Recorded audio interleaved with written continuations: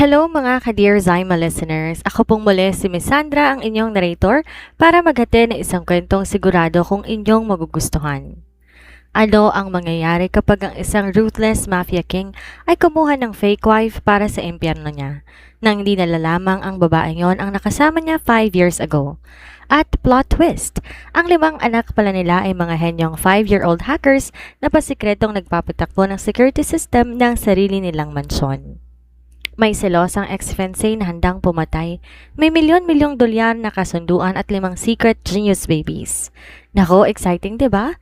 Well, ito ang The Fake Wife of a Ruthless Mafia and Their Genius Secret Quintuplets. Isang gabing puno ng kasalanan, isang sekretong 5 taong ibinaon at isang matinding kasunduan na magtatali sa dalawang mundong hindi kailanman dapat nagtagpo. 5 taon ang nakalipas, isang nakamamatay na pagkakamali ang nagbago sa tadhana ni Elizabeth Manguera. Nang lumabas siya mula sa silid na isang barangyang hotel sa gitnang silangan, habang sugatan at tumatakas, dala-dala niya ang isang napakalaking lihim. Ang bunga ng isang gabing puno ng nakapapasong pagnanasa mula sa isang misteryosong lalaki. Sinilang ni Elizabeth ang 5 sanggol, ngunit hindi sila karaniwang mga bata. Sina Ethan, Evan, Enzo, Ellie at Aira ay ang tinaguriang genius quintuplets. Mga 5 taong gulang na batang may kakayahang mag-hack ng mga pambansang database, mag-code ng AI security systems at magplano ng mga operasyong militar sa loob lamang ng kanilang maliit na kwarto.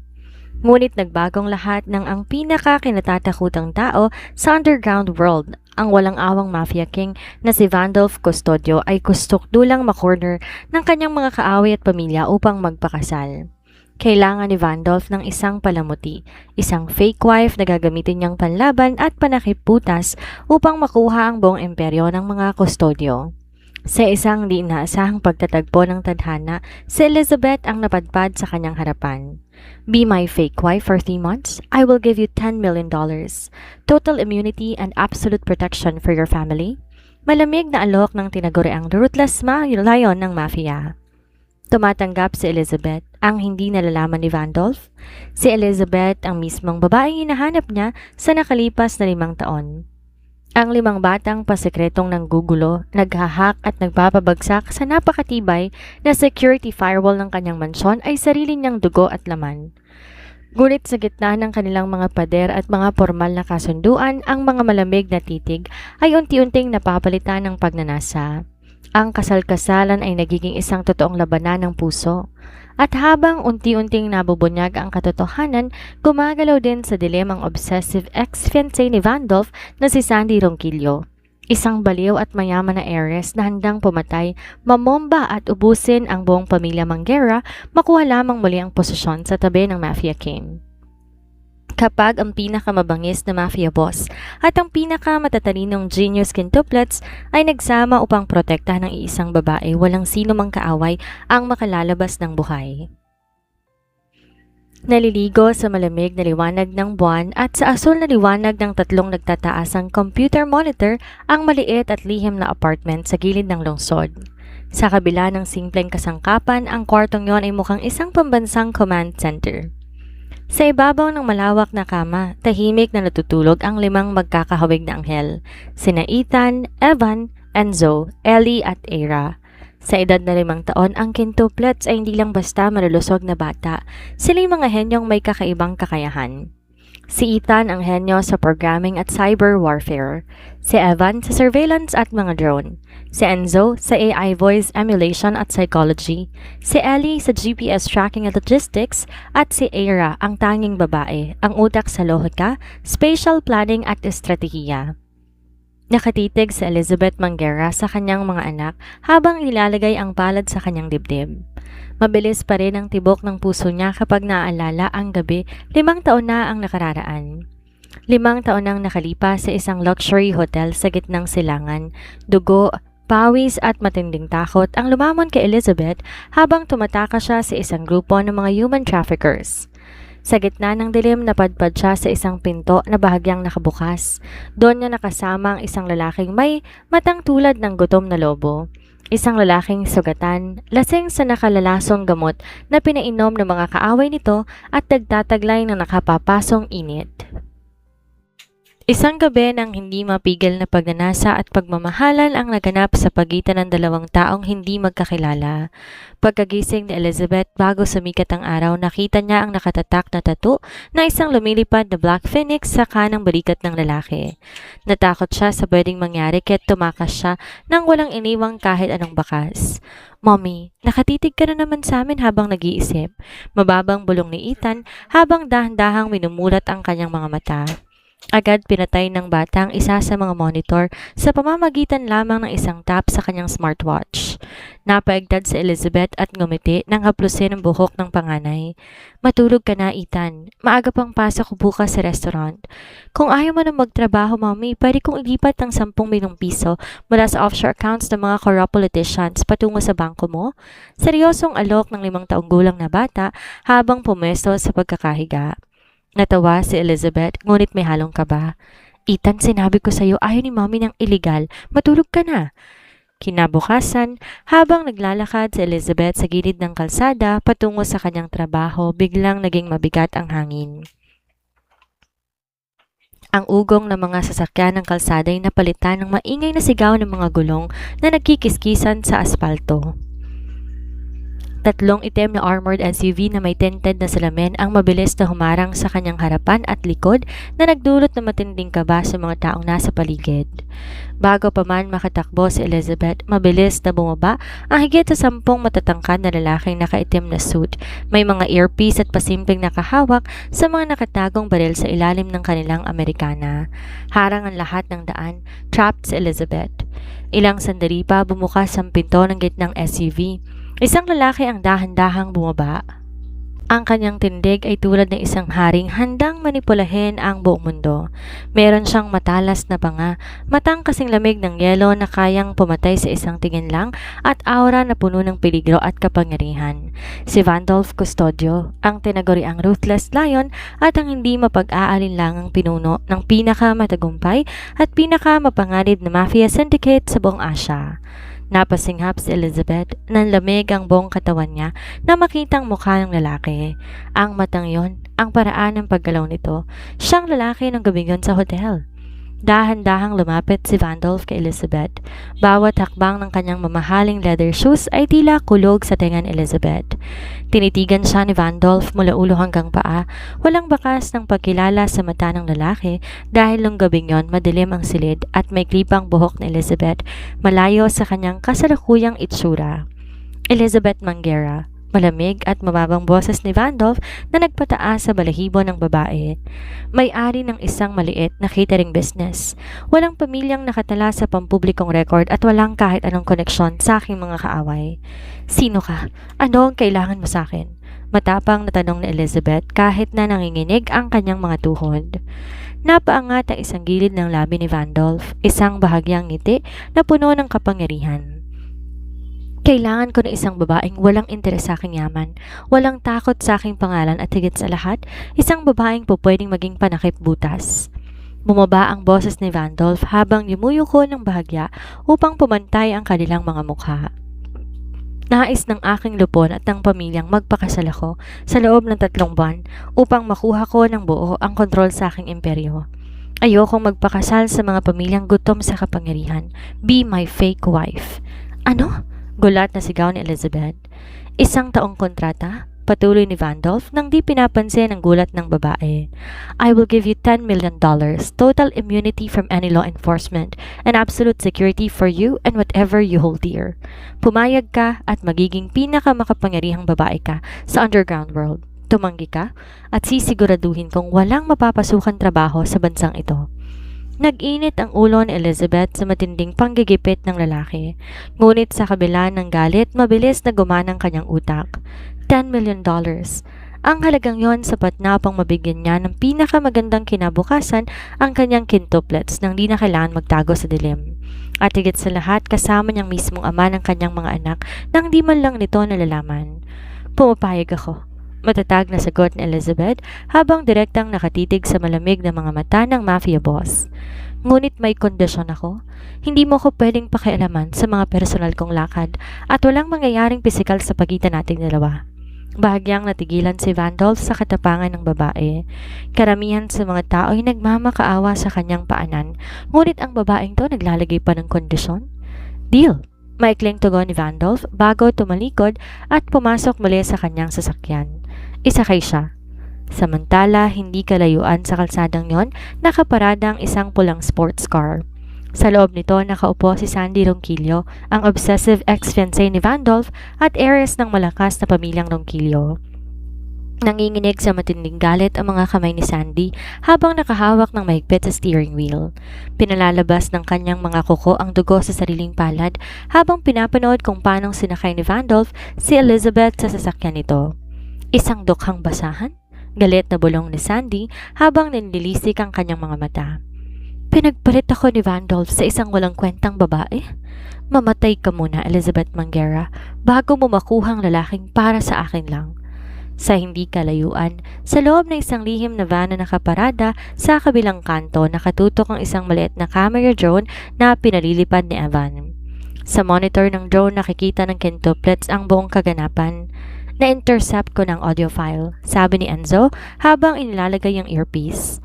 Ang lalaking yon na kamukha natin, ginawa niyang peking asawa si Mommy. Kinasa ni Ethan ang kanyang maliit na tablet at mabilis na nag-type ng napakaraming linya ng code. I-activate ang Protocol Alpha. Susundin natin ang bawat galaw ng tinaguriang Mafia King na yan. Kapag pinaiyak niya si Mommy, sisiguraduhin ko magiging zero ang balance ng lahat ng bank accounts ng buong Custodio Empire bago sumikat ang araw. Ang mansyon ng pamilya Custodio ay isang napakalaking kastilyo ng modernong teknolohiya at sinaunang karangyaan. Nakamamatay ang ganda nito, napaliligiran ng matataas na pader na may high-voltage electric wires, mga sniper sa bawat tore at higit sa 50 piling tagapagbantay na armado ng mga otomatikong barel. Sa mata ng mundo, ito'y isang walang kapantay na fortress. Ngunit para kay Elizabeth Manguera, ito'y isang gilded cage, isang kulungan na gawa sa ginto at bakal. Dahan-dahan huminto ang convoy ng mga itim na armored SUV sa harap na napakalaking double door na gawa sa mahogany at chiseled steel. Pagkababa ni Elizabeth, naramdaman niyang matinding lamig sa hangin. Ang malamig na aurang nagmumula sa mismong lalaking naglalakad sa kanyang tabi. Mula ngayon, dito ka natitira. Malamig na pahayag ni Randolph habang di man lang nakatingin sa kanya. Dinigay nito ang isang coat sa isang kasambahay nang hindi tumitigil sa paglalakad. Ang mga tauhan ko ay narito para protektahan ka. Ngunit huwag mong subukang manghimasok sa mga silid na nakalock. Ang bawat sulok ng bahay na to may kamera. Bawat galaw mo nakikita ko. Tinitigan siya ni Elizabeth habang sumusunod sa malawak na hall. Di ako nandito para maging preso mo, Vandolph. Pumayag ako sa kasunduan para sa seguridad, hindi para manmanan mo ang bawat hininga ko. Huminto si Vandolph sa paglalakad. Dahan-dahan tong humarap kay Elizabeth, ang kanyang matang kasing dilim ng hating gabi, nakatitig ng diretso sa mata ng babae. Mabilis lumapit si Vandolph hanggang sa kakaunting pulgada na lamang ang distansya ng kanilang mga mukha. Naramdaman ni Elizabeth ang nakapapasong init ng hininga nito at ang pamilyar na amoy ng mamahaling tabako at sandalwood. Ang amoy na 5 taon niyang ginugunita sa kanyang mga panaginip. Sa mundong ginagalawan ko, Elizabeth, ang kawalan ng kaalaman nangangahulugan ng kamatayan. Bulong ni Vandolph sa mababang boses na nagpataas sa balahibo ng babae. Ang pagiging asawa ko, kahit peke, ay naglalagay ng target sa iyong likod. Kung ayaw mong mamatay ng maaga, susundin mo mga patakaran ko. Bago pa man makasagot si Elizabeth, biglang tumunog ang isang matinis at pulang ilaw mula sa lahat ng sulok ng hallway. Ang boses ng automated system ng mansyon nagsimulang magsalita ng mabilis. Warning, firewall breach detected. Mainframe level 4 compromised. Unknown entity accessing financial and surveillance records. Naging alerto ang buong mansyon sa loob lamang ng 3 segundo. Mabilis bumunot ng baril ang mga bodyguard at pinalibutan si Vandolph at Elizabeth.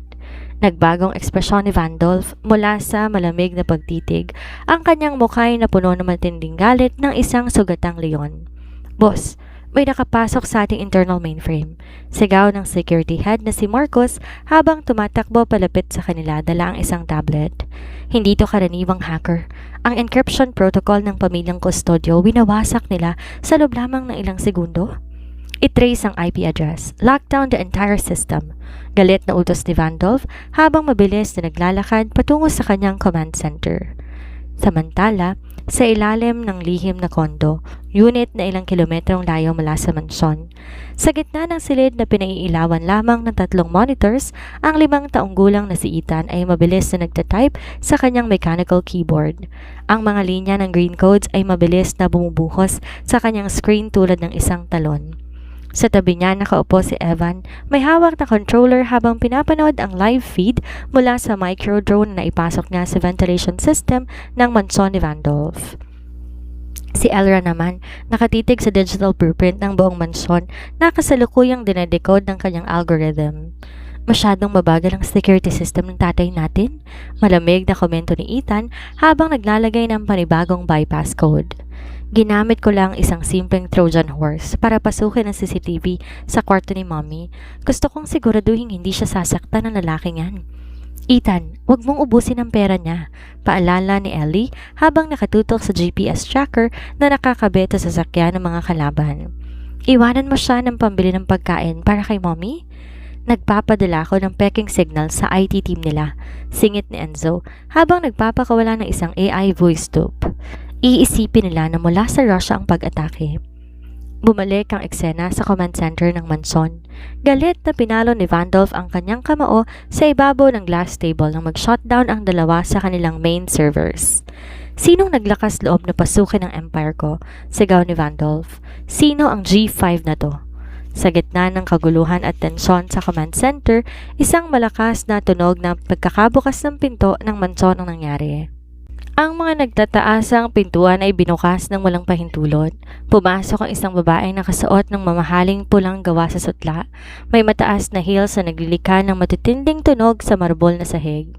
Ang kanyang mukha ay puno ng matinding galit at ang kanyang mga mata nandilisik sa poot.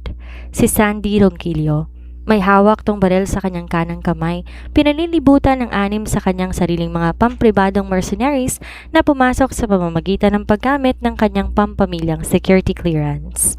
Vandolph, sigaw ni Sandy. Ang boses ay nanginginig sa galit at obsession. Paano mo nagawang ipagpalit ako sa basurang to? Mabilis binaling ni Vandolph ang kanyang barel kay Sandy, habang ang mga bodyguard ng mga kustodyo ay tinutok din ang kanilang mga armas sa mga tauhan ni Sandy. Napunta si Elizabeth sa likod ni Vandolph, ngunit imbes magtago, ang kanyang mga matay naging matalas at handa sa anumang banta. Ibaba mong baril mo, Sandy. Malamig at may banta sa boses ni Vandolph. Nasa loob ka ng aking bakuran. Isang galaw mo lang, hindi ka na makakalabas ng buhay. Wala akong pakialam, sigaw ni Sandy habang tinuturo si Elizabeth gamit ang duro ng kanyang baril. Ako ang nararapat na maging reyna ng mga kustodyo. Ako ang nagmahal sa'yo ng 5 taon. At ang babaeng to, ang basahang to na walang pangalan ang ipapalit mo sa akin? Nanginig ang daliri ni Sandy sa trigger ng baril habang nakatitig kay Elizabeth. Titiyakin kong magsisisi ka, Vandolph. Kung hindi ka magiging akin, papatayin kong babaeng to sa harap ng iyong mga mata. Bumigat ang hangin sa loob ng mansyon. Ang tensyon umabot sa sukdulan. Sa kabilang dako, sa pamamagitan ng nakatagong micro-drone sa kisame, nakikita ng quintuplets ang barel na nakatutok sa kanilang ina. Sa loob ng kondo, ang 5 taong gulang na si Ethan dahan-dahang tumayo mula sa kanyang upuan. Ang kanyang maliliit na mata ay nagningning sa isang uri ng kadiliman na saktong kapareho ng kay Vandolph Custodio. Evan, mababang boses na utos ni Ethan sa kanyang kapatid. I-activate ang audio jammer at i-lock ang electronic doors ng mansyon. Walang sino mang mananakit sa mommy natin, kahit ang pamilya pa ng babaeng yan. Nanginig ang buong paligid sa matinding tensyon. Sa gitna ng malawak at marangyang hall ng mansyon, nakatutok ang itim na baril ni Sandy Ronquillo diretso sa dibdib ni Elizabeth. Ang nandilisik na mga mata ni Sandy puno ng matinding selos, galit at walang kapantay na obsession. Sa likod ni Vandolph, hindi nagpakita ng kahit konting takot sa Elizabeth.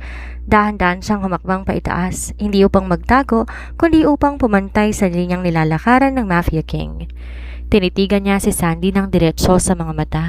Ibaba mong baril na yan, Sandy. Malamig ngunit maring utos ni Elizabeth.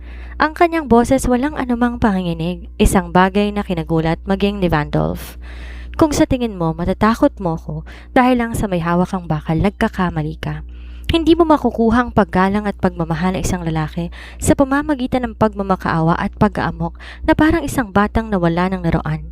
Manahimik ka. Wala kang karapatang magsalita. Basahan?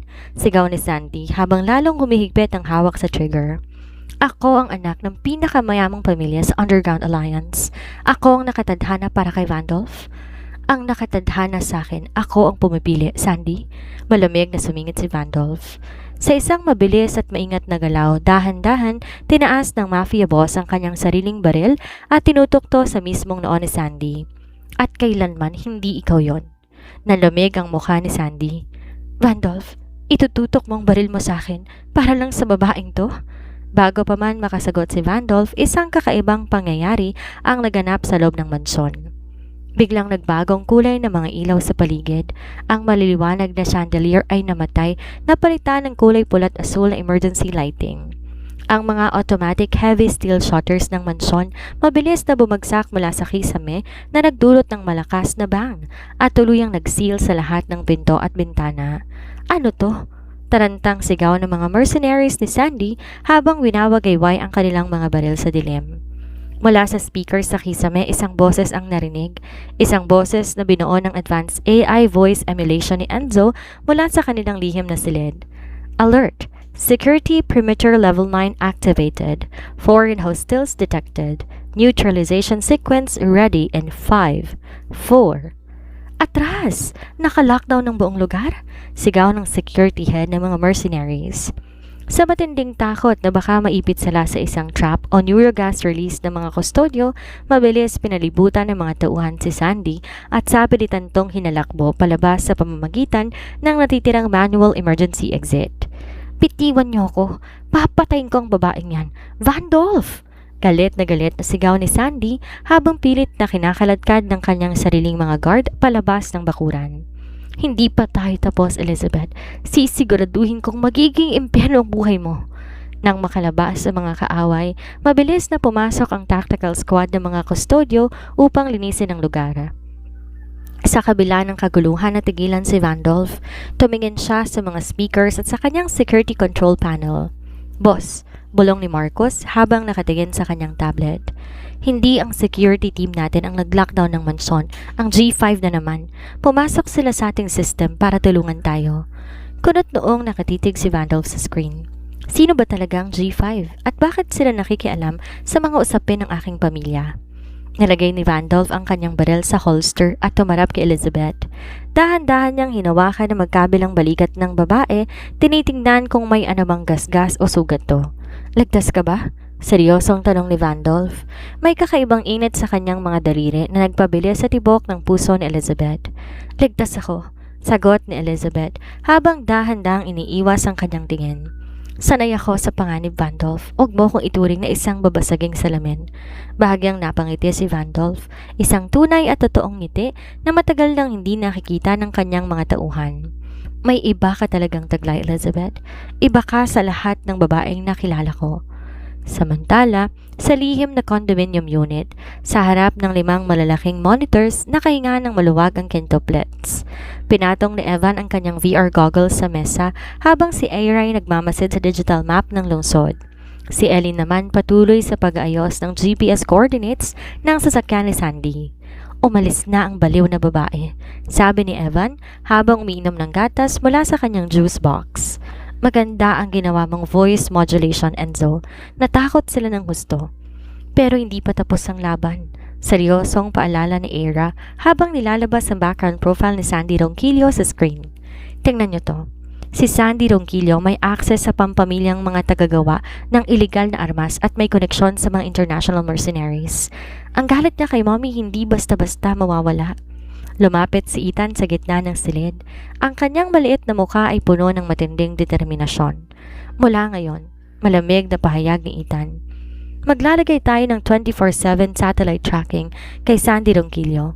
Kung susubukan niyang muling hawakan kahit isang hibla ng buhok ni Mommy, gagamitin ko ang buong lakas ng ating cyber network para isara lahat ng negosyo ng mga Ronquillo. At paano naman si Daddy Vandolph? Tanong ni Enzo habang pinapanood ang live security feed sa mansyon kung saan nakatayong magkasama sina Elizabeth at Vandolph. Titingnan lang ba natin sila? Nakatitig ang 5 bata sa screen. Nakikita sa mukha ng kanilang ama ang protektibong aura na pilit itong tinatago. Binabantayan din natin siya, sagot ni Ethan habang nakakrus sa mga braso. Kailangan nating alamin kung nararapat ba talaga siyang maging ama ng genius quintuplets. Ang gabi sa loob ng mansyon ng mga kustodyo ay parang isang kalmadong dagat bagong isang malakas na bagyo. Mula sa malawak na glass window ng master suite, nakatitig si Elizabeth sa madilim na kagubatan na nakapalibot sa estate. Bagaman nababalot ng karangyaan at libo-libong proteksyon ng bawat sulok ng mansyon, naramdaman niyang mas lalong nagiging mapanganib ang kanyang kinaroroonan. Hindi dahil sa mga baril ng kaaway, kundi dahil sa lalaking kasama niya sa silid. Dahan-dahan, bumukas ang pinto ng ensuite bathroom. Lumabas si Vandolph na suot lamang ng itim na silk trousers, basang-basa pang magulong buhok at tumutulo ang mga patak ng tubig sa kanyang malapad at matipunong dibdib. Sa gilid ng kanyang kanang balikat, kitang-kita ang kumikislap na tattoo ng Black Phoenix, ang permanenteng marka na nagpapaalala kay Elizabeth sa gabing nagbagong kanyang buong buhay. Napasinghap si Elizabeth, mabilis binaling ang kanyang tingin sa bintana, ngunit huli na, napansin na ni Vandolph ang kanyang pagkabigla. Mabagal at walang tunog, humakbang si Vandolph palapit sa kinaroroonan ng babae. Bawat tapak ng kanyang paa sa malamig na marmol ay tila nagpapadaloy ng kuryente sa hangin. Nang makarating siya sa likod ni Elizabeth, naramdaman ng babae ang nakapapasong init na nagmumula sa katawan ng mafia boss. "Bakit ka umiiwas, Elizabeth?" Mababang bulong ni Vandolph. Ang boses tulad ng isang hypnotic na musika sa gitna ng dilim. Inabot ng kanyang mahabang daliri ang baba ni Elizabeth at dahan-dahang iniharap ang mukha nito sa kanya. Nakatitig si Vandolph ng malalim sa mga mata ng babae, tila hinahanap ang isang bagay na matagal niya nang binaon sa nakaraan. "May mga sandaling kapag nakatitig ako sa'yo, nararamdaman kong kilala na kita." Patuloy ni Vandolph, ang kanyang mga matay naging masusi at puno ng pag-uusisa. "May isang gabi, 5 taon ang nakakaraan. Isang gabing binalot ng lason ng dugo ko sa isang hotel. Di ko makita ang mukha ng babaeng yon dahil sa dilim, ngunit ang matang meron ka ngayon. Ang lakas ng loob at paraan ng paghinga mo, eksaktong-eksakto sa kanya." Kumabog ng matindi ang dibdib ni Elizabeth. Naiisip ba niya? Nahuhulaan na ba niya? Nanayo ang kanyang lalamunan. Gustong-gusto niya nang sabihin ang katotohanan na siya ang babaeng yon at may 5 maliliit na henyo na naghihintay sa kanila. Ngunit bago pa man siya makapagsalita, biglang nanginginig na sumabog ang tunog ng satellite phone ni Vandolph sa ibabaw ng lamesa. Ring! Ring! Ring! Mabilis na pinakawala ni Vandolph ang baba ni Elizabeth at sinagot ang tawag. Sa isang segundo, nagbago ang kanyang aura mula sa isang matandang pagnanasa patungo sa malamig at walang awang pinuno ng mafia. "Magsalita ka," utos ni Vandolph. "Boss." Ang boses ng kanyang head of operations sa kabilang linya ay puno ng takot. "Ang pangunahing bodega natin sa port area, inatake ng mga tao ni Sandy Ronquillo. Sinusunog nila ang mga kargamento at pinapatay ang ating mga tao. Sinisira nila ang supply chain para sa Underground Alliance." Nagpantig ang tenga ni Vandolph. Ang kanyang panga ay naggalit at ang kanyang mga matay nagningning sa matinding galit. "Ihanda ang buong Strike Team Alpha. Pupunta ako doon mismo at personal kong puputulin ang mga leeg ng mga Ronquillo." Mabilis na sinuot ni Vandolph ang kanyang tactical vest. Kinuhang 2 customized na 45 caliber pistols mula sa safe. Bago siya lumabas ng pinto, humarap siya kay Elizabeth. "Manatili ka rito sa silid." Seryosong bilin ni Vandolph. "Naka-lockdown ang mansyon, ligtas ka rito. Babalik ako bago sumikat ang araw." Ngunit habang mabilis na umalis ang convoy ni Vandolph papuntang port area, sa loob ng lihim na command center ng quintuplets, iba ang nakikita ng kanilang algorithm. Maling akala, isang matinding patibong. Sigaw ni Era habang mabilis pinapaikot ang 3D architectural rendering ng buong lungsod sa kanyang main display. "Anong ibig mong sabihin, Era?" Tanong ni Ethan habang nakatutok ang mga daliri sa keyboard. "Sinuri kong komunikasyon sa pagitan ni Sandy Ronquillo at ng kanyang pamilya," paliwanag ng 5 taong gulang na dalagita. "Ang pag-atake sa port area ay isang distraction, isang pain para ilabas si Daddy Vandolph at ang buong pangunahing security force sa mansyon." Mabilis binuksan ni Evan ang live satellite thermal imaging sa paligid ng mansyon ng mga kustodyo. Namilog ang kanyang mga mata sa nakita. May 12 pampribadong sasakyan at higit sa 50 armadong mercenaries ang kasalukuyang nakapalibot sa likod ng estate. Sigaw ni Evan. Gagamitin nila ang thermite explosives para pasukin ang perimeter fence. Ang pakay ni Sandy Ronquillo hindi ang negosyo ng mga kustodyo, malamig na sabi ni Ellie habang lumilitaw ang tracker ng sasakyan ni Sandy sa mapa. Ang pakay niya ay ang patayin si Mommy habang walang nagtatanggol sa kanya. Naghari ang matinding katahimikan sa loob ng kwarto ng mga bata. Si Enzo ay mabilis ikinasa ang kanyang communication headset. Masyadong malayo na si Daddy Vandalp sa 4 area, sabi ni Ethan habang kanyang mga matay nagdilim sa matinding galit. Hindi siya makakabalik sa loob ng 20 minuto. Sa oras na yon, pasok na ang mga mercenaries sa silid ni Mommy.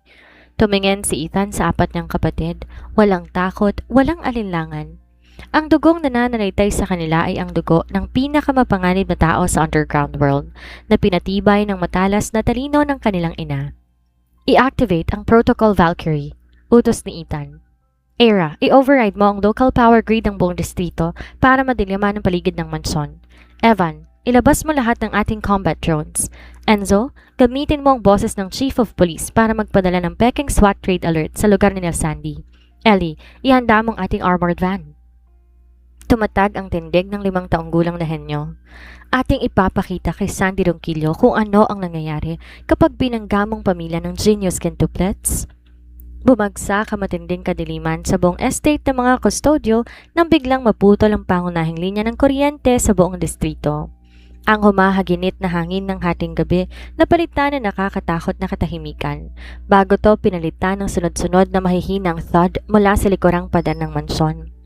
Gamit ang pampasabog na thermite at mga insider bypass codes mula sa pamilya Ronquillo, matagumpay na napasok na higit 50 armadong mercenaries ang panlabas sa depensa ng estate. Sa gitna ng pangkat na kasuot ng itim na tactical suit at may hawak na chrome-plated na baril ay si Sandy Ronquillo. Ang kanyang mga mata ay nandilisik sa isang uri ng kabaliwan. I-clear ang bawat palapag. Galit na bulong ni Sandy sa kanyang mercenary commander. Patayin ang sino mang humarang, ngunit tiyakin ninyo, buhay kong makukuhang Elizabeth na yan. Ako mismong puputol sa kanyang leeg. Sa loob ng master suite, mabilis na namatay ang mga ilaw. Agad naramdaman ni Elizabeth ang matinding panganib. Hindi siya nagpanik, sanay siyang mabuhay sa gitna ng banta. Mabilis siyang kumuha ng isang heavy metal statuette at nagtago sa tabi ng pinto habang mabilis na pumosisyon sa dilim. Ngunit hindi niya alam sa itaas ng mansyon at sa mga ventilasyon nito, isang hindi nakikitang hukbo ang nagsisimulang kumilos.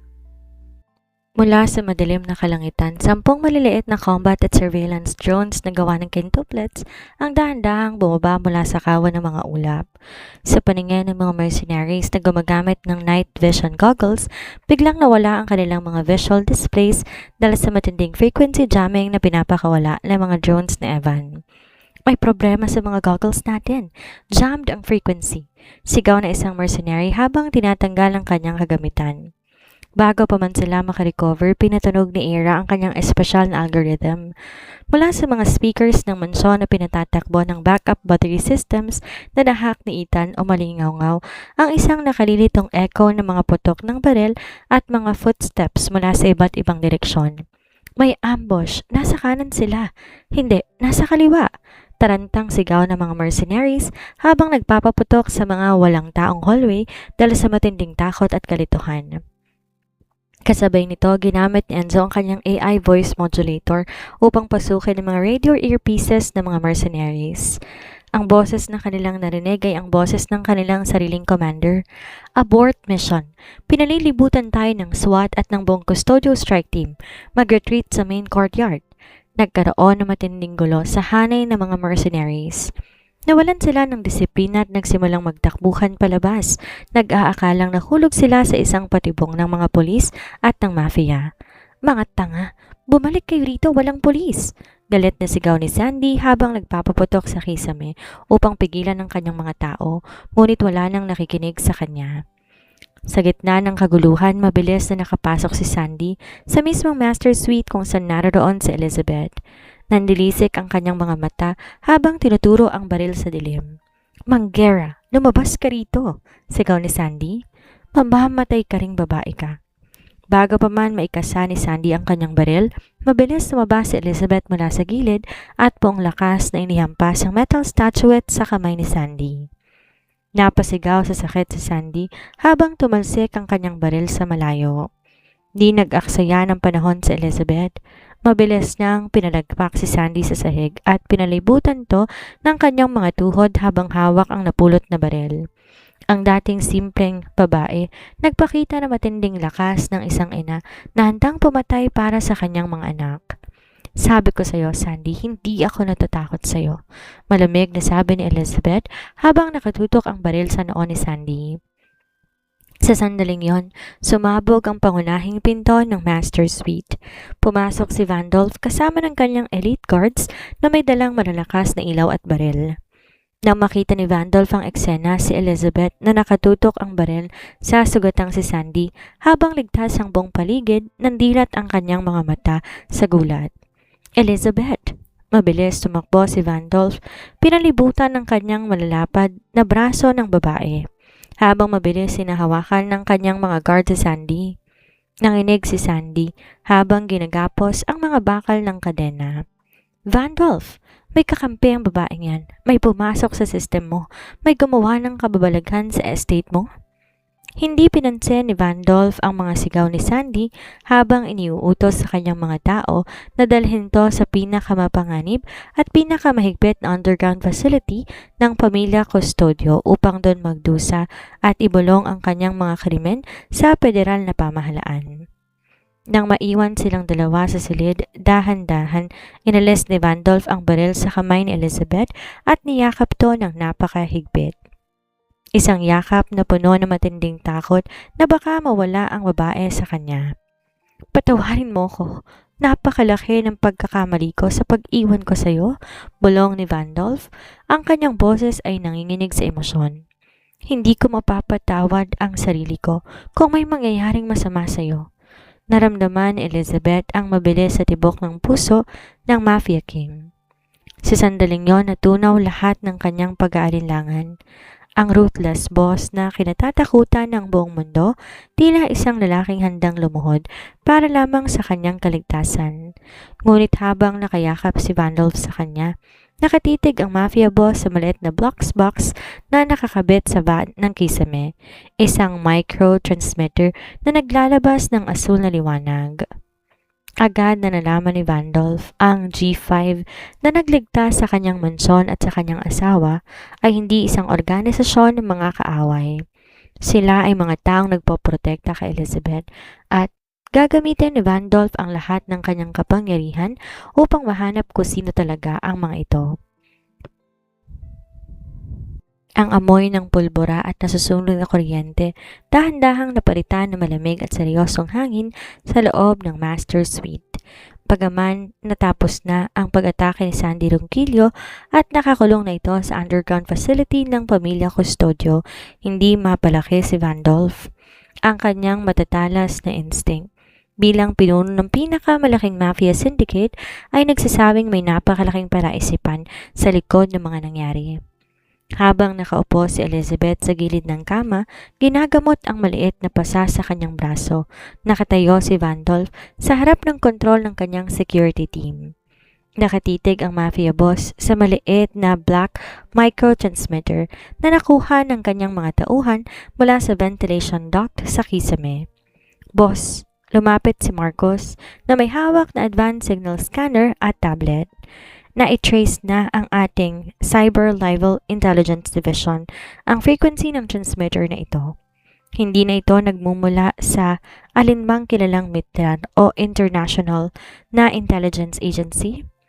Ang encryption frequency napaka-complex, ngunit nahanap natin ang geographic source ng signal. Bahagyang dumaan ang matinding panganib sa mga mata ni Vandolph. Saan magmumula ang signal? Sa isang high luxury condominium unit, may 3 kilometro lamang ang layo mula sa ating estate, sagot ni Marcos. At ayon sa pampublikong rehistro ng gusali, ang floor na yon ay binili lamang 5 taon nang nakalilipas gamit ng isang offshore dummy account sa Switzerland. Lalong kumunot ang noon ni Vandolph. 5 taon na ang nakalilipas. Yun din ang taon kung kailan naganap ang gabi na hindi niya malimutan sa Hotel Royal. Tumingin si Vandolph kay Elizabeth. Napansin ang Mafia King ang biglang pamumutla ng mukha ng babae at ang mabilis itong paglunok ng laway nang marinig ang tungkol sa condominium. Ang mga kamay ni Elizabeth na humahawak sa medical kit ay nagsimula ng manginig. Elizabeth, mahinahong boses ni Vandolph, ngunit may halong matinding pagdududa. May alam ka ba tungkol sa lugar na to? Wala akong alam sa sinasabi mo. Mabilis ngunit nauutal na sagot ni Elizabeth habang iniwas ang kanyang mga mata. Sigurado kung ang mga natitirang tauhan lang yan ng pamilya Ronquillo. Hindi naniwala si Vandolph. Ang kanyang mga matay naging masusi at puno ng determinasyon. Marcos, ihanda ang Tactical Unit Alpha. Pupuntahan natin ang condominium unit na yan ngayon din. Gusto kong makita ko sinong G5 na matagal lang nanggugulo sa aking security network. Vandolph, wag! Napatayo si Elizabeth sa matinding takot. Pakiusap, huwag ka nang pumunta ron. Ngunit mas lalo naging seryoso ang mukha ni Vandolph dahil sa naging reaksyon ni Elizabeth. Bakit ka natatakot, Elizabeth? Kung wala kang tinatago, bakit ayaw mong alamin ko ang katotohanan? Walang nagawa si Elizabeth nang mabilis na lumabas si Vandolph kasama ng 10 piling armadong guards. Mabilis sumunod si Elizabeth sa kanila. Ang kanyang puso nagwawala na sa matinding kaba. Naipit na siya sa sulok. Ang kanyang pinakamalaking sekreto, ang kanyang mga anak, ay malapit nang mabunyag ng pinaka-kinatatakutang tao sa underground world.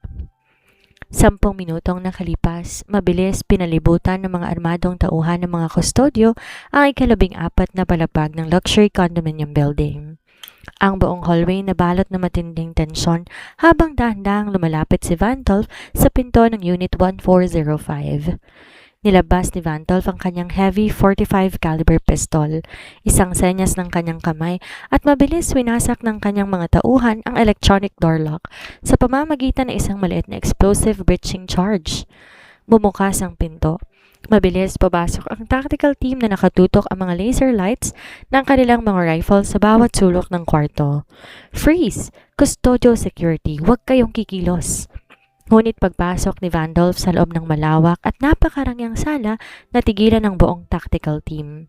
Lahat ng mga guards dahan-dahang binaba ang kanilang mga baril sa matinding gulat at pagtataka. Ang buong sala ng kondo ay nakadesenyo tulad ng isang futuristic command hub. Sa gitna nito nakahanay ang 5 malalaking monitors na nagpapakita ng live CCTV feeds ng estate ng mga kustodyo, mga stock market algorithms at mga satellite map ng buong lungsod. At sa harap ng mga monitors na yon, nakaupo ang 5 maliliit na bata na nakasuot ng magkakahwig na pambahay na damit. Sina Ethan, Evan, Enzo, Ellie at Ira. Walang kahit konting takot sa mukha ng 5 taong gulang na mga bata habang nakatitig sa pumasok ng mga armadong lalaki. Si Ethan ay dahan-dahang humigop ng gatas mula sa kanyang juice box habang si Evan ay pinagpatuloy ang pag-click sa kanyang wireless mouse. Nanlamig ang buong katawan ni Vandolph. Ang baril sa kanyang kamay ay dahan-dahang bumaba hanggang halos mabitawan niya ito. Nakatitig ang mafia boss sa 5 maliliit na bata. Ang hugis ng kanilang mga mata, ang kulay ng kanilang buhok at ang aura ng matinding katilanuhan at katapangan. Sila ay maliliit na eksaktong kopya ng kanyang sariling mukha. Sino kayo? Nauutal na tanong ni Vandolph. Ang ruthless lion ng underground world ay kailanman hindi nagpakita ng kahinaan, tila nawala ng boses. Dahan-dahan tumayo si Ethan mula sa kanyang swivel chair, humakbang patungo sa harap ni Vandolph. Tumingin ng maliit na henyo ng diretso sa malamig na mga mata ng mafia lord. Ako si Ethan, seryosong pakilala ng bata. At silang 4 ang aking mga kapatid. Inaasahan kong nakilala mo ng aming mga ginawang hack sa firewall mo. Kami ang G5. G5, Genius Quintuplets, bulong ni Marcos na napanganga sa gilid. Bago pa man makapagsalita muli si Vandolph, mabilis pumasok sa nasirang pinto si Elizabeth. Umiyak to at agad tumakbo upang yakapin at ipagtanggol ang 5 bata sa kanyang likuran. Vandolph, pakiusap. Umiiyak na sigaw ni Elizabeth habang nakatitig sa lalaki. Huwag mo silang sasaktan. Ako ang kausapin mo. Huwag ang mga anak ko. Nakatitig si Randolph kay Elizabeth pagkatapos ay sa 5 bata at muli kay Elizabeth. Ang kanyang utak ay parang pinasabugan ng isang bomba habang unti-unting nagdurugtong-dugtong ang mga piraso ng puzzle sa kanyang isip. Mga anak mo. Nanginginig ang boses ni Randolph habang dahan-dahang lumalapit sa kinaroroonan nila. Elizabeth, ang mga batang to, kamukhang kamukha ko sila. Anong ibig sabihin nito? Nabalot ng nakabibinging katahimikan ng buong silid ng Unit 1405. Ang 10 piling armadong tauhan ni Randolph ay nanatiling nakatayo, ngunit wala ni isa sa kanilang nakagalaw. Lahat sila'y nakatitig sa 5 maliliit na bata na nakatayo sa harap ng kanilang pinuno. Mga batang may mukha, tindig at matalas na titig na saktong kopya ng pamilya Custodio. Nakatayo si Elizabeth sa harap ng kanyang 5 anak. Ang kanyang mga braso ay nakabukas upang protektahan sila habang ang mga luhay patuloy na umaagos sa kanyang mga pisngi. Ang kanyang dibdib mabilis na nagtataas baba sa matinding takot, galit at labis na emosyon. Dahan-dahan humakbang si Randolph paitaas. Bawat anak ng kanyang leather shoes sa marble ay sahig na parang kulog sa tenga ni Elizabeth. Binaba ng mafia boss ang kanyang 45 caliber pistol sa ibabaw ng mesa. Tinaas ang kanyang 2 kamay, isang nakagugulat na simbolo ng pagpapakumbaba mula sa isang lalaking kailanman hindi yumuko sa kanino man. Elizabeth, mababa at nanginginig ang boses ni Randolph. Ang kanyang matang singlamig ng yelo ay napalitan ng matinding gulat at hindi mapagkakailang paglitaw ng luha sa mga gilid nito. Pakiusap, sabihin mo sa akin ang katotohanan.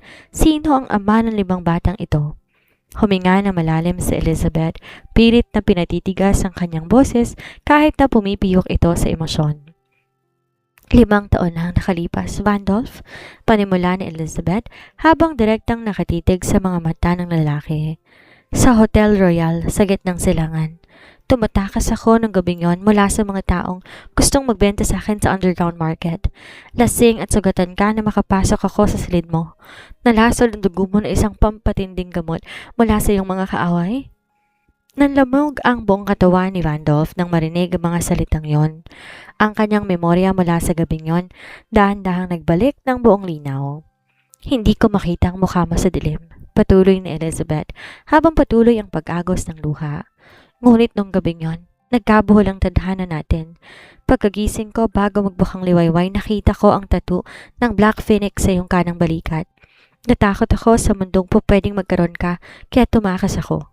Pagkalipas na ilang buwan, nalaman kong di lang isa, kundi 5 buhay ang dinala ko sa sinapupunan ko. Napahawak si Elizabeth sa kamay ni Ethan na nakatayo sa kanyang tabi. Sinilang ko sina Ethan, Evan, Enzo, Ellie at Ira nang ako lang mag-isa sa isang liblib na bayan. Pinalaki ko sila, pinrotektahan at tinago sa mundo dahil ayaw kong maging bahagi sila ng madugong imperyo mo. At nang hulihin mo ko sa kalsada para maging fake wife mo, hindi mo man lang naisip ng babaeng ginigipit mo ay ang babaeng nagdala ng sarili mong dugo. Natahimik si Randolph, ang lalaking pumatay sa daan-daang kaaway nang walang pikit mata. Ang pinuno na kinatatakutan ng mga gobyerno at sindikato sa buong Asya ay tila ba sinaksak ng paulit-ulit sa kanyang dibdib. Dahan-dahan siyang lumuhod. Bumagsak ang 2 tuhod ng Mafia King sa malamig na sahig sa harap ni Elizabeth at ng 5 bata. Napasinghap ang kanyang mga bodyguard sa likod. Si Marcos napahawak sa kanyang dibdib sa matinding pagkagulat.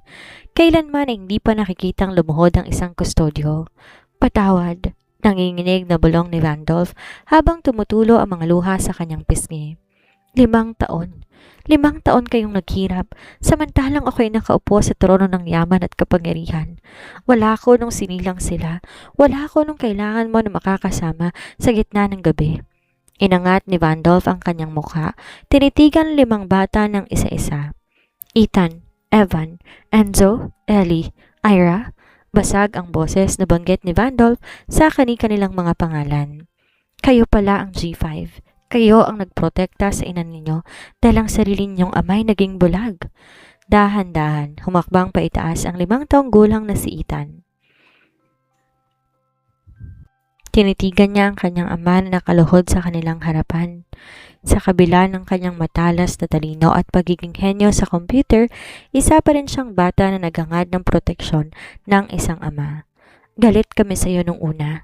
Seryosong sabi ni Ethan habang nakatingin kay Vandolph. Plano kong sirain lahat ng bank accounts mo. Pero nakita namin kung paano mong prinotektahan si Mommy noong pumasok si Sandy. Nakita namin ang pag-aalala sa mga mata mo. Lumapit din sina Evan, Enzo, Ellie at Era. Si Era, ang tanging babae sa quintuplets, dahan-dahang inabot ang kanyang maliit na kamay at pinunasan ng luha sa pisngi ni Vandolph. Mabuti ka bang tao, Daddy? Mahinang tanong ni Era. Napapikit si Vandolph sa matinding emosyon at dahan-dahang hinalika ng maliit na kamay ng kanyang anak. Para sa buong mundo, ako ay isang demonyo, Era. Ngunit para sa inyo at sa inyong ina, magiging isang pader ako na walang sinumang makatitibag. Ibebenta ko ang buong mundo bago ko hayaan na mayroong mangyaring masama sa inyo. Yumakap ang 5 bata kay Vandolph. Niyakap sila ng mafia boss na napakahigpit habang inabot ng kanyang isang kamay ang bewang ni Elizabeth at inakit to patungo sa kanilang yakap. Sa gitna ng silid na yon, ang malamig na fake wife contract tuluyan ng natunaw. Nabuo ang isang pamilyang 5 taong pinaglayo ng tadhana, ngunit habang nag-aakap ang pamilya Custodio sa pinakamalalim na isolation cell ng underground facility, si Sandy Ronquillo ay nakatitig sa madilim na semento. Sa pamamagitan ng isang nakatagong satellite earpiece na bigay ng kanyang pamilya, narinig niya ang balita tungkol sa paglitaw ng mga anak ni Vandolph. Isang nakakatakot na ngiti ang gumuhit sa mga labi ni Sandy. Quintuplets, bulong ni Sandy habang nagwawala ang kanyang isip sa matinding kabaliwan. May mga anak si Vandolph sa basahang yon? Maganda. Mas madaling durugin ang puso ng isang leon kung ang mga kuting muna ang iyong papatayin. Ang gabi ay nabalot ng matinding katahimikan sa loob ng mansyon ng pamilya Custodio. Pagkalipas ng 2 araw mula nang mabunyag ang katotohanan, sa kondo, dinala na ni Vandolph si Elizabeth at ang quintuplets sa pinakaligtas at pinakamarangyang bahagi ng kanyang estate. Ang dating malamig at nakakatakot na bahay na puno ng ingay at buhay sa 5 maliliit na henyo. Nakatayo si Vandolph sa tabi ng malaking bintana habang nakatingin kina Ethan at Evan na abalang nagpapakita kay Elizabeth ng kanilang mga panibagong imbensyon. May kakaibang ngiti at lambing sa mga mata ng Mafia King, isang ekspresyon na kailanman hindi pa nakikita ng kanyang mga tauhan. Hindi ko akalaing makikita kitang ngumingiti ng ganyan, boss, bulong ni Marcos habang nag-aabot na isang baso ng whiskey. Ito ang tunay na kayamanan, Marcos, may nahong tugon ni Vandolph habang nakatitig sa kanyang pamilya. Ang 5 batang yan at si Elizabeth, silang dahilan kung bakit gusto kong linisan ang buong underground world. Ngunit bago pa man makainom si Vandolph, biglang sumabog ang isang napakalakas na ungol ng pampasabog sa gawin ng pangunahing gate ng estate. Yumanig ang matinding usok at mga lumilipad na bakal at semento. Nabasag ang malalaking salamin ng mansyon habang nanginginig ang buong pundasyon ng gusali.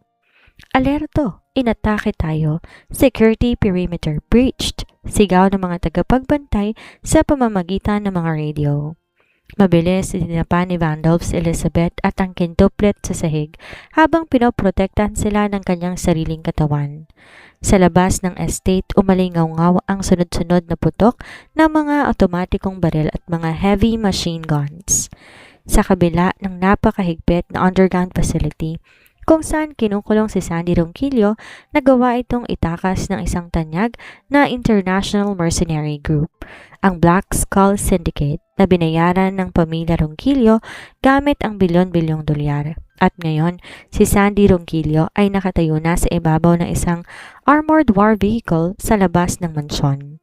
Nakatitig si Sandy sa mansyon, may hawak na military-grade rocket launcher at ang kanyang mga matay tuluyan ng kinain ng matinding kabaliwan.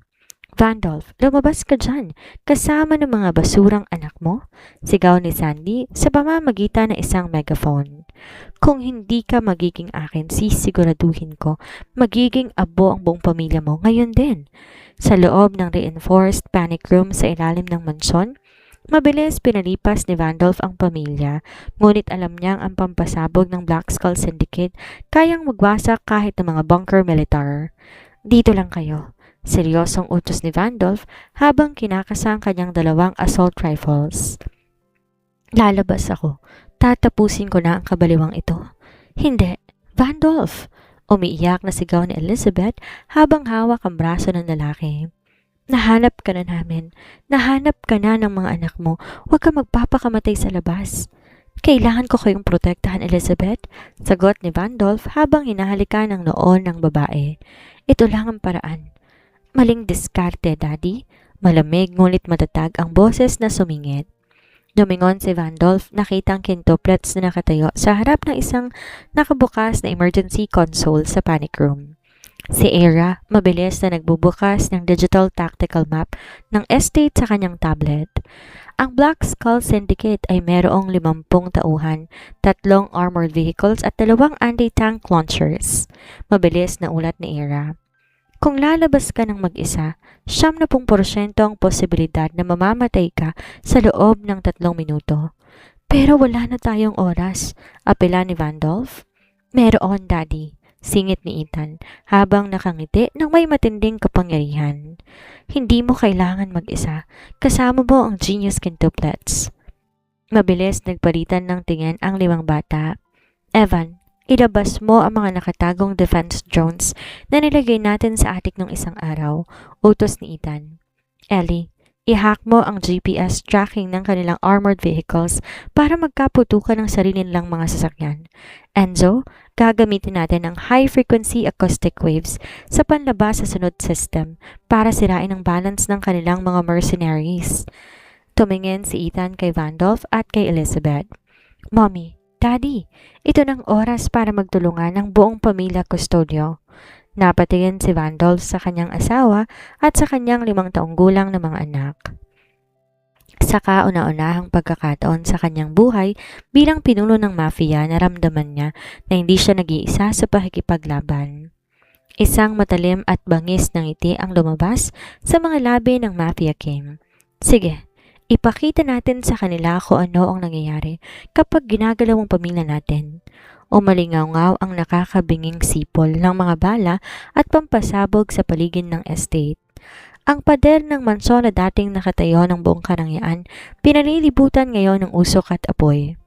Sa labas, nakatayo si Sandy Ronquillo sa ibabaw ng armored vehicle.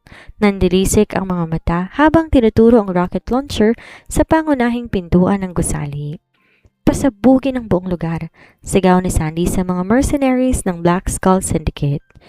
Iwanan ng linyong bangkay ni Vandolph para may maipagluksa ako. Ngunit bago pa man makapindot ng trigger ang mga mercenaries, mabilis kumilos ang maliit ngunit nakamamatay na puwersa sa loob ng panic room. Mula sa nawasak na kisame ng attic, lumabas ang 55 micro-drones na dinisenyo ni na Evan at Ethan. Ang mga to hindi karaniwang drone. May taglay silang miniatured shock payloads at high-frequency acoustic emitters. Sa isang pindot lang ni Evan sa kanyang tablet, ang mga drones ay mabilis na pumwesto sa itaas ng mga kalaban. I-activate ang acoustic disruption vector, malamig na utos ni Era habang nakatitig sa digital tactical map. Ilang sandali pa, isang napakalakas at invisible na ultrasound wave ang tinapon ng mga drone sa kinaroroonan ng mga mercenaries. Ang tenga ko! Sigaw ng mga mercenaries habang nabibitawan ang kanilang mga rifle at napapaluhod sa lupa habang umiiyak sa sakit. Ang napakalakas na frequency nagdulot ng matinding vertigo, pagkasira ng balance at pansamantalang pagkabingi ng buong hukbo ni Sandy. Anong nangyayari? Tumayo kayo, mga tanga! Galit na sigaw ni Sandy habang pilit tinutuwid ang kanyang sarili. Ako naman, singit ni Ali. Mabilis niyang nahack ang automated steering at firing system ng 2 armored war vehicles ng mga kalaban. Ginamit niya ang mga to upang paputikin ang mga smoke canisters sa mismong gitna ng pangkat ng mga mercenaries na nagdulot ng kapal ng usok at kawalan ng paningin ng mga kaaway. Ngayon na, Daddy! Sigaw ni Enzo. Sa pamamagitan ng underground escape tunnel na tinuro ng quintuplet sa blueprint, mabilis na nakalabas sina Vandolph at Elizabeth sa likod ng mga nililitong mercenaries. Si Vandolph, na armado ng dalawang heavy automatic pistols, ay gumalaw na parang isang tunay na shadow ng kamatayan. Bawat putok ng kanyang baril may katumbas na pagbagsak ng kaaway. Sa kanyang tabi, hindi rin nagpahuli si Elizabeth. Gamit ang isang stun baton at tactical pistol na bigay ni Vandolph, mabilis niyang pinatumba ang tatlong mercenaries na nagtangkang lumapit sa kanila. "Ang asawa ko yan!" sigaw ni Vandolph, na may matinding kapangyarihan at pagmamagaling habang patuloy sa pagbaril ng mga natitirang kalaban. Sa loob lamang ng 5 minuto dahil sa perpektong kombinasyon ng cyber wifer ng quintuplets ng matinding aksyon ni Vandolph at Elizabeth, ang 50 kilabot na mercenaries ng Black Skull Syndicate ay tuluyan ng napasuko, napaluhod na wala ng malay sa sahig. Naiwan si Sandy Ronquillo sa gitna ng usok, nanginginig ang kanyang buong katawan habang hawak ang huling detonator na nakakabit sa mga explosives na tinanim sa paligid ng estate. Hindi pa tapos ito," sigaw ni Sandy habang umiiyak sa matinding kabaliwan. "Mamatay tayong lahat dito. Isasama ko kayo sa impyerno?" Tinaas ni Sandy ang kanyang ibubuong daliri upang pindutin ang pulang boto ng detonator. Ngunit sa itaas ng kanyang ulo, isang maliit na drone na pinalilipad ni Ethan ang mabilis na bumaba. Sa isang napakatumpak na laser beam emission mula sa drone, direktang tinamaan ang internal circuit ng detonator sa kamay ni Sandy. Pumutok ang maliit na detonator sa mismong palad ni Sandy. Napasigaw sa sakit ang baliw na Aries habang tumalsik ang sirang gamit sa sahig at bumagsak siya sa mga tuhod. Hawak ang kanyang sugatang kamay. Dahan-dahan, lumakad si Elizabeth patungo sa kinaroroonan ni Sandy, habang si Vandolph ay nakatayo sa kanyang tabi, nakatutok ang baril sa mga nakapaligid na sugatang kaaway. Tumingin si Sandy ng may matinding pait at galit kay Elizabeth. Bakit? Bakit hindi kita matalo? Isang dukhang babae ka lamang. Bakit ikaw ang pinili ni Vandolph? Bakit ikaw ang may matatalinong anak? Yumuko si Elizabeth upang pumantay ang kanyang mukha sa sugatang si Sandy. Ang mga mata ni Elizabeth ay hindi na nagpapakita ng kahit konting takot. "Hindi ako basta dukhang babae, Sandy." Malamig at may buong dangal na pahayag ni Elizabeth. "Ako ang ina na handang ubusin ang buong mundo para sa aking mga anak. At ako ang babaeng minahal ng pinakamakapangyarihang lalaki.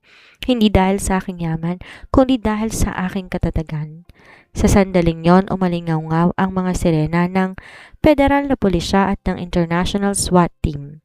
Pinalibutan ng mga otoridad ang buong lugar at mabilis pinalagyan ng mga bakal na kadena ang buong pamilya Ronquillo at ang kanilang mga mercenaries.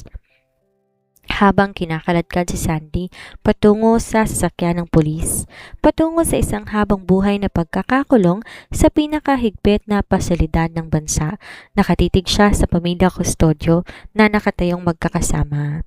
Lumabas ang quintuplets mula sa mansyon at mabilis na tumakbo patungo sa kanila. Niyakap ni Vandolph ang 5 bata at si Elizabeth sa ilalim ng liwanag ng buwan. Matagumpay nilang nadurog ang huling banta sa kanilang buhay. Ang laro ng kadiliman tuluyan ng natapos at ang bagong umaga para sa pamilya kustodyo ay magsisimula na. 6 na buwan ang mabilis na lumipas matapos ang gabi na madugong pag-atake. Ang imperyo ng pamilya Ronquillo tuluyan ng nabuwag at nawala ng kapangyarihan sa underground world matapos ibunyag ng federal na pamamahalaan ang napakaraming legal na transaksyon nito. Isang bagay na pasikretong sinagawa at ipinadala ng quintuplet sa mga otoridad. Si Sandy Ronquillo na iwan sa isang high-security psychiatric facility at maximum security prison, kung saan kailanman ay hindi na siya makakalabas pa. Sa gitna ng isang napakalawak at napakarangyang pambansang katedral, nangingibabaw ang amoy ng sariwang puting rosas at ang malambot na tugtog ng isang grand pipe organ at string quartet. Ang buong katedral pinalamotian ng ginto at kristal na ilaw. Dalo sa makasaysayang okasyong ito, ang pinakamataas na opisyal ng pamahalaan. mga kilalang negosyante sa buong Asya at ang pinakamakapangyarihang mga pamilya sa alyansa ng mga kustodyo. Ngunit sa pagkakataong to, walang mga sniper sa bawat sulok para sa isang transaksyon. Wala ring malamig na kontrata na kailangan pirmahan. Ang okasyon na to ay para sa isang tunay, dakila at walang kapantay na pag-iisang dibdib. Sa gilid ng altar nakatayo si Vandolph Custodio. Nakasuot siya ng isang perpektong stitch na black tailored tuxedo. Wala na sa kanyang mga mata ang dating matinding lamig at puot na kinatatakutan ng buong lungsod. Ang palaging mabagsik na Mafia King ay may maliwanag at nagniningning na mga mata habang baka sa kanyang mukha ang matinding kaba at kagalakan. Sa kanyang tabi, nakatayo ang 5 formal at napakagwapong maliliit na lalaki at isang napakagandang maliit na prinsesa. Sina Ethan, Evan, Enzo at Ellie. Nakasuot din ng maliit na bersyon ng tuxedo ng kanilang ama. Habang si Ira, nakasuot na napakagandang puting dress na may palamuting maliliit na perlas. Sila nagsisilbing ring bearers, coin bearers at Bible bearer para sa kasal ng sarili nilang mga magulang. Daddy, nanginginig ang mga kamay mo. Bulong ni Ethan habang nakatingin sa ama at may hawak na maliit na velvet box. Gusto mo ba magpatugtog ako ng kalmadong musika sa earpiece mo gamit ang audio jammer ko? Natawa ng bahagya si Vandolph, dahan-dahang hinaplos ang ulo ng kanyang panganay. Salamat, Ethan, pero ang kabang ito ang pinakamasayang naramdaman ko sa buong buhay ko. Biglang tumahimik ang buong katedral habang dahan-dahang bumubukas ang napalaking pintuan ng simbahan. Ang liwanag ng araw mula sa labas ay nagbigay ng isang tila banal na ningning sa figura ng babae na dahan-dahang naglalakad sa gitna ng red carpet, si Elizabeth Manguera. Napakaganda ni Elizabeth sa kanyang napakarangyang silk and lace wedding gown na may mahabang veil na sumasabay sa hangin. Ang kanyang mukha ay nababalot ng tunay na kagalakan at pagmamahal. Habang naglalakad siya patungo sa altar, naalala niyang bawat paghihirap na pinagdaanan niya. Mula sa gabing nag-iisa siya sa luxury hotel, ang mga gabi ng pagpapalaki sa 5 henyong anak sa isang maliit na bahay hanggang sa pumasok siya bilang isang fake wife sa madugong mundo ng mga kustodyo. Nang makarating si Elizabeth sa harap ng altar, inabot ni Vandolph ang kanyang kamay. Ang init ng palad ng lalaki nagbigay ng matinding seguridad sa puso ni Elizabeth. Iniharap sila ng pari sa isa't isa para sa pagpapalitan ng vows. Nilabas ni Vandolph ang kanyang mic, nakatitig ng diretso sa mga mata ni Elizabeth habang may luhang gumuguhit sa kanyang mga pisngi. Elizabeth, panimula ni Vandolph, ang kanyang boses ay puno ng matinding emosyon. Nagsimula ang kwento natin sa isang gabing puno ng dilim at pagkakamali. Pagkalipas ng 5 taon, pumasok ka sa buhay ko bilang isang formal na kasunduan. Isang peking asawa na gagamitin ko lang sana para protektahan ang aking korona. Ngunit hindi ko alam na ikaw at ang ating 5 anak ang mismong magliligtas sa aking kaluluwa. Huminga ng malalim ang Mafia King habang sinusuot ang gintong ring sa daliri ng babae. Ngayon, sa harap ng Diyos, ng ating pamilya at ng buong mundo, pinapangako ko ng buong lakas, yaman at buhay ng isang Vandolph Custodio ay sa iyo lamang at sa ating mga anak. Hindi ka na muling maglalakad sa dilim na nag-iisa. I love you, my real wife, my queen. Umiyak sa kagalakan si Elizabeth habang hawak ang kamay ng lalaki. Vandolph, inakala ko nung una na ang makilala ka ang pinakamapanganib na bagay sa buhay ko. Ngunit pinakita mo sa akin at sa ating mga anak na sa likod ng kinatatakutang Mafia King may isang lalaking may pinakamalaking puso. Minahal kita hindi dahil sa kapangyarihan mo, kundi dahil sa kung paano mong pinoprotekta ng ating pamilya. I love you forever, Vandolph. By the power vested in me, I now pronounce you husband and wife, pahayag ng pari. You may now kiss the bride.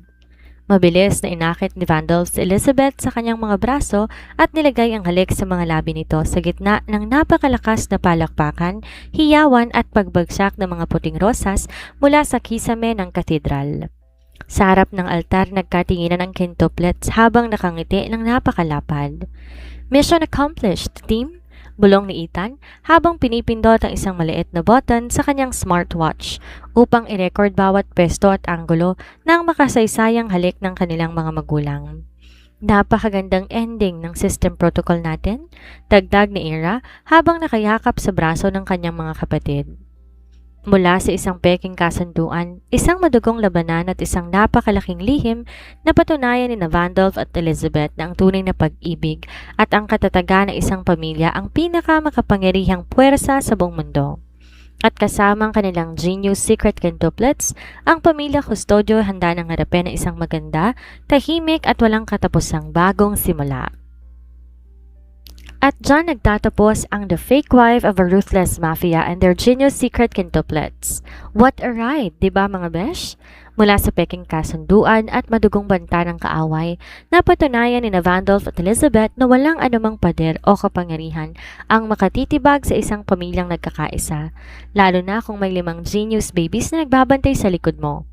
Ang aral, ang tunay na lakas ng pamilya wala sa yaman o katayuan, kundi sa kahandaang maprotektahan at magmahalan sa kabila ng anumang pagsubok.